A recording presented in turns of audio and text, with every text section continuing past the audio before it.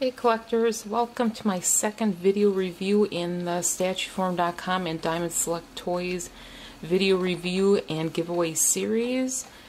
For more information and to see more videos, visit StatueForum.com. So today we're taking a quick look at this lovely lady. This was sent to me by Diamond Select Toys and I am very happy they sent it because I really love this piece, which is weird because I know very little about this character. I'm going to be honest, don't know much about her. By the look of her, I'm assuming, and by her name, that she's some kind of mashup of Deadpool and the Gwen character from Spider-Man. I don't know. So, I did start reading her solo series, but I didn't get too far into it yet. But I'm liking it so far, I'm going to be honest. It's kind of funny, cute, you know. So, let's look at the first aspect of this piece, and that's the design. And I think the design on this piece is pretty awesome. So let's start at the base. And the base is cute. Really like this. I think it represents the character well. Kind of like, oh, she's a teenager, you know, girl, maybe in college or something, not sure. But anyways, she's got to be in school. Represented, of course, by the book and a pencil, and she must like gaming because there's a game controller here, and then a soda cup on its side. And it looks like some paper pages under there. And then a box of half-eaten pizza. I just noticed something on there. Anyways, we'll get to that. And then this little cute, I don't know what these are. Are these Modocs? Is that how you pronounce it? He's adorable. Really cute. So I kind of like what they incorporated into the base. It adds a lot of interest, a lot of depth. So really cute piece. And I have a little bit of styrofoam in there. I can see. I'll have to get that out later. But some other details on the base, the carpet, you got the kind of fringy carpet here, and then everything kind of rests on this, what looks like wooden flooring. Really cute. Okay, and then you move up and you start to see kind of her outfit. She's got these shin guards, kind of a sneaker boot going on with some strap details, and you've got her laces. And the other boot is obviously the same. Really toned body sculpt on this piece. I mean, lots of sculpted detail to make her pop a little bit.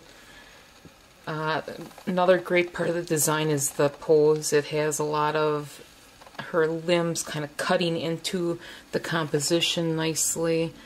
I like how she's coming in on this leg landing at a diagonal, so you don't have such a simple museum pose. It's kind of a hybrid between dynamic and museum. Really like that. I think that's one of the cooler aspects of this piece is just this pose, how it's diagonal. It's not straight up and down. Really dynamic. It's still considered kind of a museum piece. So yeah, really great design on it. I think she's actually interesting at all angles, so that makes me think that Diamond Select Toys, they really thought this piece out well. So I love that angle, it's great.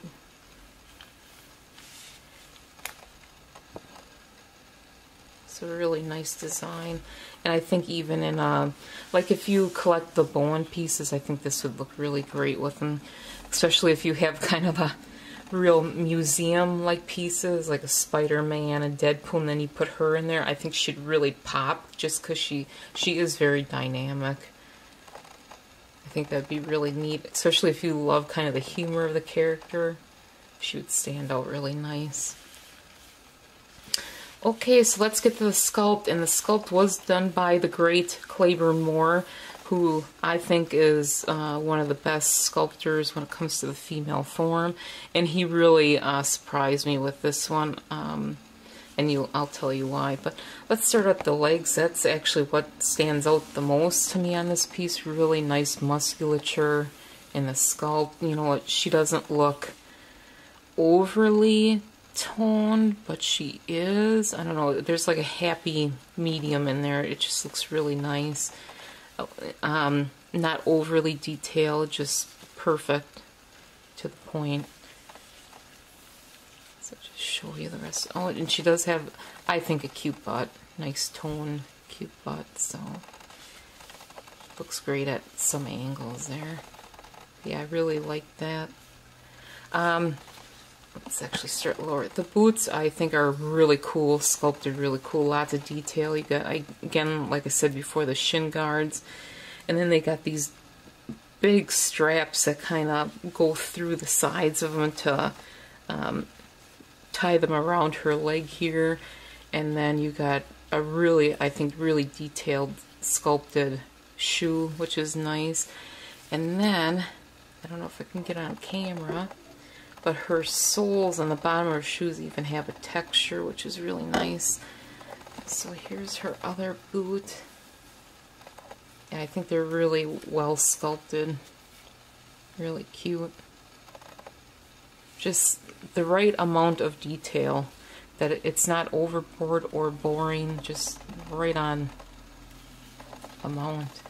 Okay, so then you go up into her hip area, and she's got her cute little, like, pouch belt here with her logo, her G on it. And then she's got the second belt, which I really like this design. It's real cute. It shows off kind of the body a little bit. You know, her hips are wider with the pouches, and then she's got that second belt kind of cinching in her waist. Really cute design. And then there's a lot of sculpted linear details in the sculpt here on her suit. You can feel them. They're not just painted. And then this is the part that surprised me, because usually a lot of these companies like to go overboard with the chest.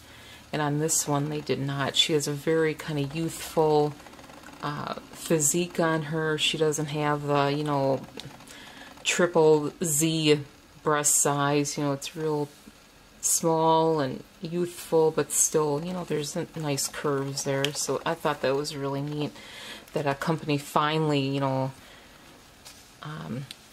didn't go with the usual huge volleyball-like breast size on this piece. So yeah, really cute. Love that. I love the subtle musculature throughout her torso here. Really nice sculpt there. She's got musculature through her arms. You can see, really nice.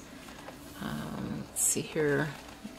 Yeah, you can see like in her shoulders, she's got nice dimples showing off the, you know, what do you call it, like musculature areas. So that's really nice. And then she's got guards on her arms here, kind of similar to her shin guards, but these are pink, and then there's sculpted belt buckles around that. He's got her hand sculpted around her katana handle here, and then she's got her pinky out. I don't know if that was supposed to be funny with the pinky out, not sure, but cute. And then she's got a cool head sculpt on her. I like the kind of round buggy eyes. And then of course a huge smile, really cute sculpt there, little nose, nicely done. And her other arm mirrors the one we just saw with the guards on. However, you can't see it. Well, you can see it on the bottom one, maybe. Yeah. I like how it's open on the bottom, and then you can see these like 2 layers of straps. That's really cool. I like that. And then there is her other hand sculpted around the handle for other katana.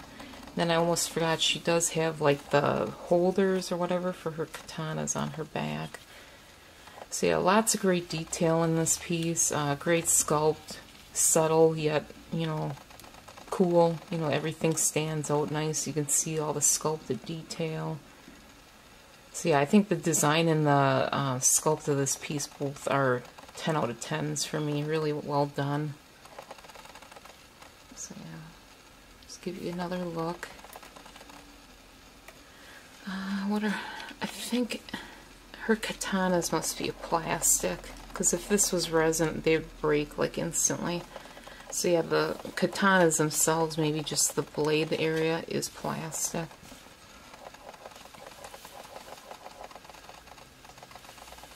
A bigger view of her.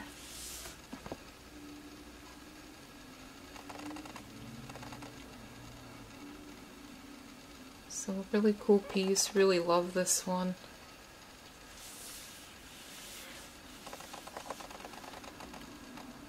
I've seen like preview images of this one and I wasn't really blown away by them, but in person I really do like this piece a lot. Okay, so let's talk about the paint. The paint is, I think, where this piece fails just a little bit. Let's start with the base. So I just noticed this, and I've had this piece for a few months now. Everything's painted nice. There's black washes, bring details out, like the book pages, as you can see. There's a black wash on the threads of the carpet to bring that texture out. There's, I think, dry brushing on the floor here to make it look, you know, like wood. Looks like there's dry brushing on the pizza to make it look like crust and cheese. Really nice. So really great aspects of the paint on the base. However,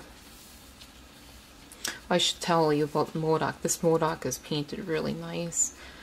One thing I really love about him is the use of metallics, the gold, and then the little thing on his forehead has a really glossy finish on it, so it's really neat in person to have see those different paint like effects on him. Really cool piece.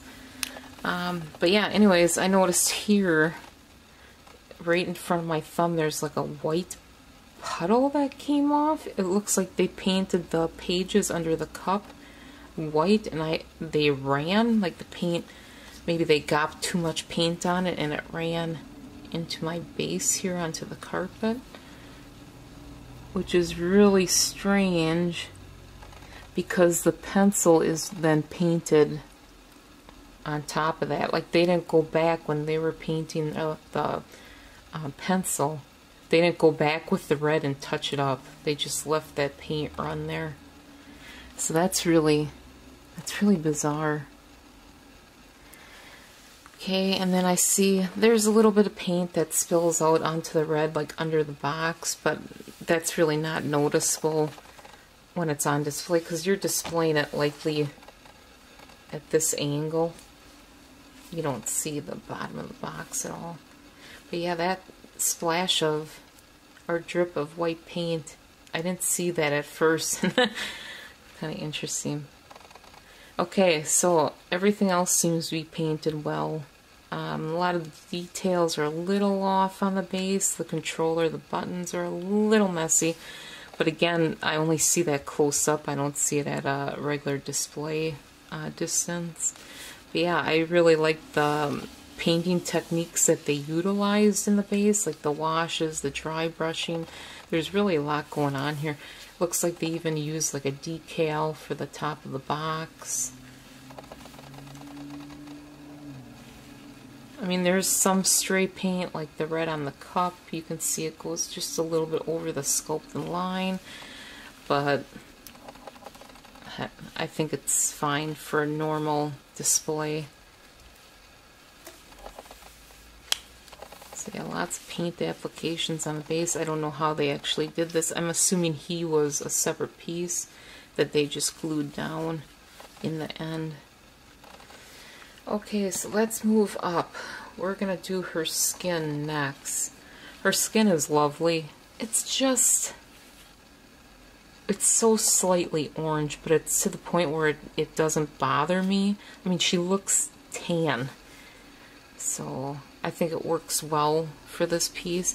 There is some like rosy mauve type shadowing in some of her musculature, like the low areas, to make them recede. so you can actually see the definition more. They emphasize it a little bit with the paint. I don't think you can see that on camera though, but it's there just a little bit in here. You know, wherever the muscles drop in is where they put some of that pink shading. Now I do see some inconsistency, like here on her leg. It looks very like pink, but then the rest of her skin tone looks more of that orangey color, so I'm gonna assume they layered these colors on the skin and maybe just forgot to hit that area with the tan color a little bit. But it doesn't bug me so much. It gives it some kind of realism, because your skin isn't all one color everywhere, so I think that's kind of interesting. And then the other place she has her skin tone is the face, and that is actually really well painted. Looks really nice. To me it does have a little bit of depth. It looks like there's some different tones in there, like a basic flesh tone, that tan tone coming in. So very interesting. Okay, so I think we'll save the worst for last, which is her outfit. We'll focus on the belts. Those are painted really nice. I love the color of the belts that they use. It looks really good. And then these are all the same. The sword holders are the same tones. So good consistency. It looks like there's a few tones in there, like a caramel color, the brown, and then a black wash. So really good depth to the paint there. Okay, so let's move on to the costume. This is where the piece, I'm going to have to knock it down slightly for this. Overall, the base colors are clean. You got a dark pink, the basic pink, a light pink, and a white to her costume. And all those basic areas on her costume, like the big areas of color, are clean. Very cleanly painted. Looks really nice. I like the 3 different pinks in her. Adds a lot of interest. I think if it was one pink tone, this piece would have been pretty flat. So let me just show you some examples of the pinks. So here is the basic pink on her arm guard here, and then you got the dark pink in the what do you call them, like straps. And then the light pink is here, like on this, I don't know what this is supposed to be on her suit, like a clip or something, or just a design. So you got three pinks in this piece. And then her shoes have like the base pink, dark pink on this side of the belt, and then you got the base and the dark pink in the shoes. So yeah, I thought that was really cool that they used 3 different, you know, pinks in the piece to give it depth, and it really does. It looks really nice. So yeah, all the basic colors are really clean. You know, on her, there's some goppy stuff like back here behind these sword holders. There's a little bit of white bleed. In some areas there are, instead of black lines, there's gray lines, like here on her boot, which I think is neat, really different. But yeah, there is just a ton of paint apps here. I mean, I didn't expect that for a statue in this range. There's a lot of hand painting on this piece, and it's really well done, I think. So let's get to the bad part of the paint, and I'm really sad about this. This piece could have been almost perfect, but my one issue with this whole statue is the black lines. And I'm sure you've seen it by now just by watching this video. They're not clean. Some areas, like the big areas where it was probably easy to do them, they're pretty clean and consistent. As you can see, like on the front of her costume, that's pretty good. Otherwise, or here, her shin guard, the black line, is really nice here. The shoes aren't too bad, but I think it starts to get a little bit messy where there's busy areas, like here. There's a lot of lines here, pretty congested there with them. Here, her arm, they got a little messy. Under her neck here, they're a little messy. This one side under her eye is messy. Otherwise, these are pretty decent. But here is the worst part. I can live, you know, I'm okay with some of those lines. I get it, it's hand painted. But the hands are what bug me the most. And I hope you can see that. Let's get closer. That's kind of a bummer for me. I mean, they don't even follow like the seam of her glove at all. And I think it was just too difficult for a factory to do a decent job at doing fine lines like this. Then you can also see, like in the straps here, they get a little wiggly. Their arm there's some spots that are inconsistent. So yeah, that's my only complaint, is those black lines. They get a little out of control. I'm not even bothered too much by them on the straps just because they are so small that I think in a display case from a normal distance you won't see that, but those hands, they pop out pretty good. So, but yeah, I'll just give you a close-up of all the black lines. This one here, you can tell was smudged and not fixed. She's got like a black outline around the facial area of the mask. That doesn't look too bad.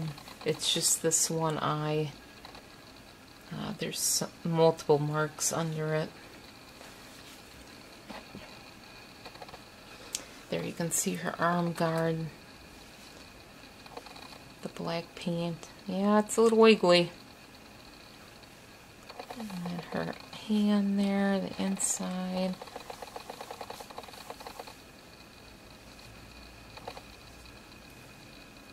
There's more of the finger lines. It's just so weird because most of this is painted so well. Like even the katana is painted really well. I just think they probably bit off a little bit more than they could chew, you know, the saying. Because man, those lines they're pretty wiggly on them. I kind of feel bad for the factory having to paint that. Can you imagine painting thousands of these?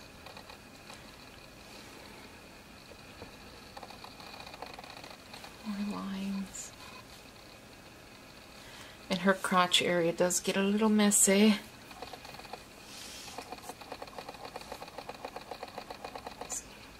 And you definitely see a difference between the ones that are, you know, easy to reach and those that are hard to reach. So when they're in tight spaces, they get a little crazy. We'll look at the shoes.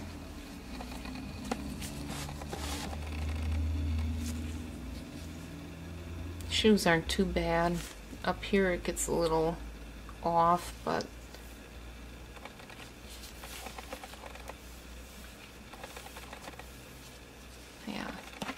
so that's really my only complaint about this piece. I think it's well designed, great sculpt. It's painted pretty good except for those black lines. I think those bring it down slightly. Do they bother me from afar? No. But when you get close, you'll notice them. Okay, so I said that this one retails for $149.99. You can find her for about $115 online. And I just wanted to kind of compare this piece, pieces that are in a similar price range or scale. So here is Kawabukiya Bishoujo. Gwenpool is quite a bit bigger, I'd say a scale larger, obviously. Bishoujo's, I think they're 1/9 or 1/8, something like that. I can't remember. But yeah, they're pretty close. Gwenpool is definitely larger.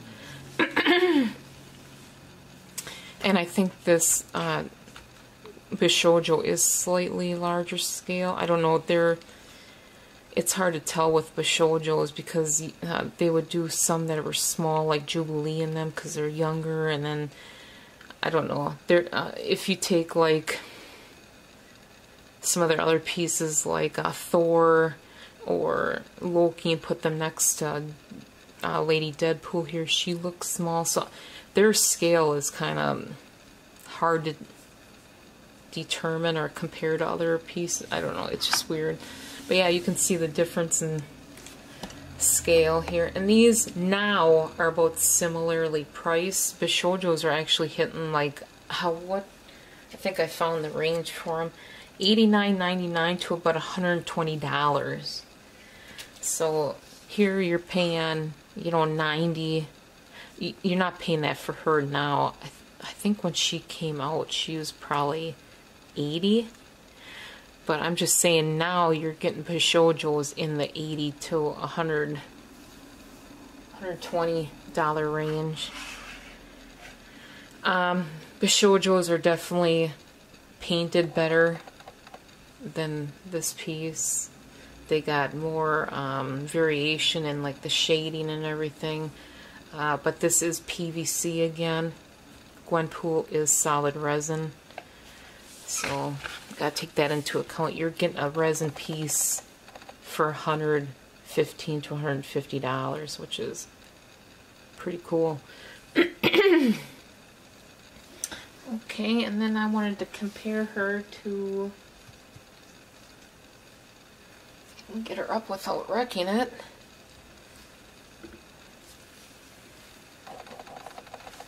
I thought these two kind of had a similar scale to them. Tinkerbell is a little more thin, but as far as maybe the height and the weight of the piece, they're very comparable. Tinkerbell has, you know, that cool compass base, and then she's got the wings. Gwenpool is just slightly a heavier stock sculpt, maybe a little bit bigger scale than Tinkerbell. So, but I would say as far as overall resin amount and amount of maybe detail, I think Tink is a little more detailed. But let's say just the paint apps, I think they're comparable. You had variations in the skin on Gwenpool, you got variations in skin on Tinkerbell, you got different tones of green through Tinkerbell, you got different tones of pink in Gwenpool. I think Gwenpool's really detailed base kind of equals the weight of Tinkerbell's wings, so they both have what I would call equal design, equal weight, I think. So Tinkerbell retailed for $290, so over twice, well, almost twice the price of Gwenpool's retail. So I just wanted to compare these just to kind of justify prices. I think you're getting a really nice piece with this Gwenpool. So my final thoughts on this piece are, I think it's worth it. I love it. Great sculpt, great design. They really did an awesome job planning this piece. I love the composition. I love most of the paint. I'd say 85% of the paint. It's just those black lines that just hurt it for me. If you are good at maybe getting acrylics out and touching up pieces a little bit, this would be a really simple and easy project for you to just improve it a little bit. Like I said, the only really bad areas are her gloves. I can see somebody just taking a white paint and touching them up, no problem, pretty quick.